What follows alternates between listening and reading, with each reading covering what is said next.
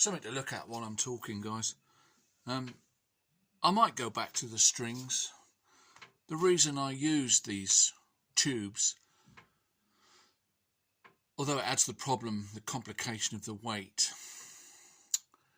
it solves another complication, which is with the strings, the weights on collision twist. The impact causes them to turn, deflect. A lot of energy can be lost in that to that movement rather than going into the collision, which is quite annoying. With the rods or the tubes, it's great. They're kept in line, and it's a nice square collision. There's a problem about the energy though. The one on the right, which is the half mass, we know has got twice the kinetic energy, twice the energy in fact, because as Walter Lewin repeatedly states, do not confuse momentum with energy. I just thought I'd throw that in because somebody keeps repeating another comment he made.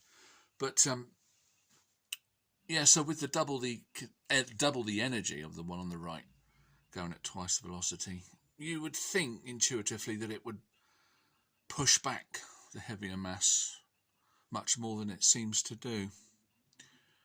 Now, I don't understand the reasons why. This probably has something to do with my lack of understanding. It goes into the physics of collisions, doesn't it?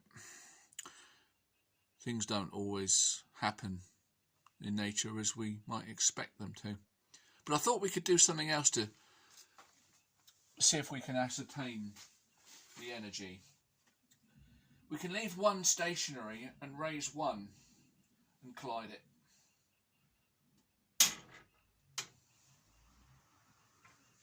And then we can measure roughly how high it goes.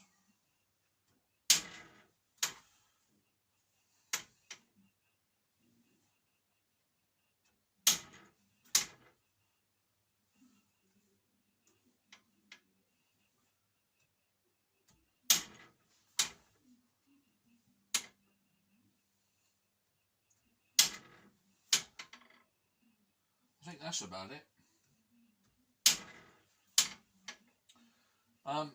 That I've measured 6 inches, so that's only 1 inch more than from the bob to the surface. Now, what does it do in reverse? Not very much. Well, that's what I was going to do, yeah. If we put the half mass up to its starting point, to double the velocity, it pushes the one mass nearly up to its start point. So from the half mass to velocity,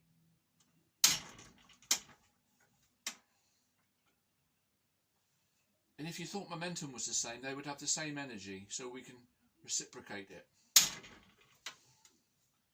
But the one mass, one velocity, hardly at all. This is showing that this one, because they're the same in momentum terms,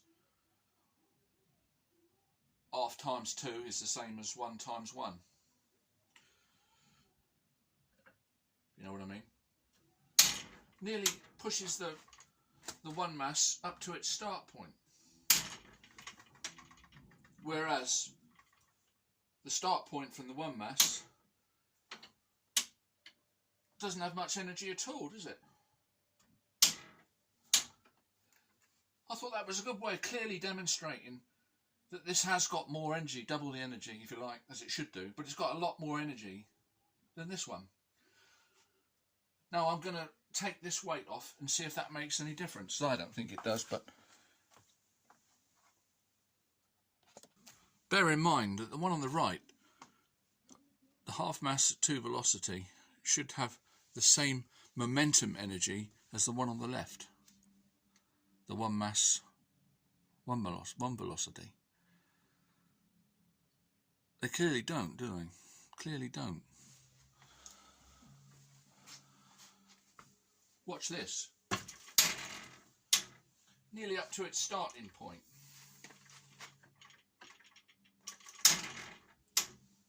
Whereas this one only just goes about here.